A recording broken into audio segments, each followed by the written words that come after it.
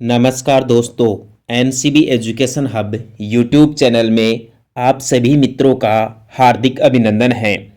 आज की video class में भारतीय राज्य व्यवस्था से संबंधित कुछ महत्वपूर्ण प्रश्नों के ऊपर वार्तालाप की जाएगी।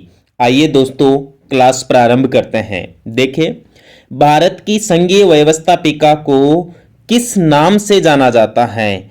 तो आपको बता दूं, हमारे देश की जो संसद है उसे आर्टिकल 79 के अनुसार भारत की संघीय व्यवस्थापिका कहा जाता है। ऑप्शन डी सही है।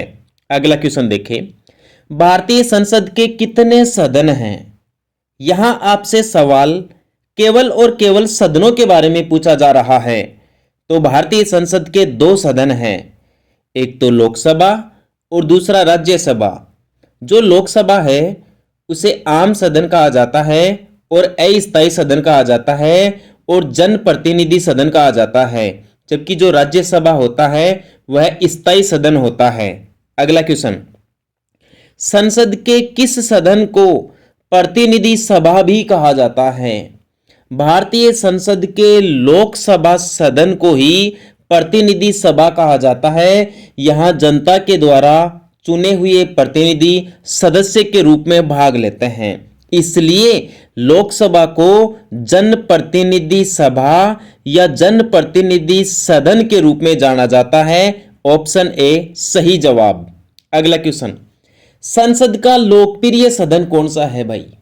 लोकप्रिय सदन का मतलब संसद का वह सदन कौन सा है जो आम लोगों का सदन कहलाता है, जिसमें जनता खुद वोट डालकर अपने प्रतिनिधि सदस्यों को चुनती है। तो वह सदन तो लोकसभा है भाई।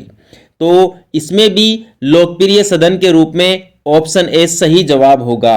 राज्यसभा को तो राज्यों का प्रतिनिधित्व करने वाला सदन कहा जाता है। अगला क्वेश्चन, संसद का स्थायी सदन कौन सा है? भारतीय संसद का जो उच्च सदन है, जिसे राज्यसभा भी कहा जाता है, उसे स्थायी सदन कहा जाता है। क्यों? क्योंकि इसमें प्रत्येक 2 वर्ष बाद इसके सदस्य दोस्तों सेवानिवृत्त होते जाते हैं और उनके स्थान पर नए सदस्य चुन लिए जाते हैं। और राज्यसभा के सदस्यों का कार्यकाल भी 6 वर्ष होता है। अगला सवाल, भारतीय संसद बनती है भाई, भारत की जो संसद है, संघीय व्यवस्थापिका है, उसका निर्माण किस किस से होता है? क्या केवल लोकसभा से होता है? क्या राज्यसभा लोकसभा दोनों से होता है? क्या लोकसभा और राष्ट्रपति से होता है? नहीं, इसका ऑप्शन डी सही जवाब होगा। लोकसभा, राज्यसभा और भारत का राष्ट्रपति मिलकर भारतीय संसद का निर्माण करते हैं, इसलिए डी ऑप्शन सही होगा। अगला सवाल, निम्नलिखित में से कौन सा एक प्रावधान भारतीय संविधान के अंतर्गत संसद के सदस्यों के विशेषाधिकारों तथा उन्मुक्तियों को निर्धारित करता है? तो भारतीय संविधान का जो आर्टिकल 105 है वह संसद के सदस्यों को कुछ विशेष अधिकार प्रदान करता है। तो ध्यान रखना, संसदीय विशेषाधिकारों का उल्लेख अनुच्छेद 105 में है। अगला क्वेश्चन, निम्नलिखित में से कौन संसद का अनन्य भाग नहीं है?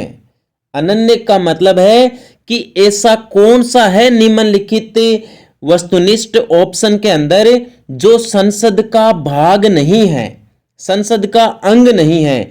दोस्तों, राष्ट्रपति संसद का अंग है, लोकसभा भी है, राज्यसभा भी है।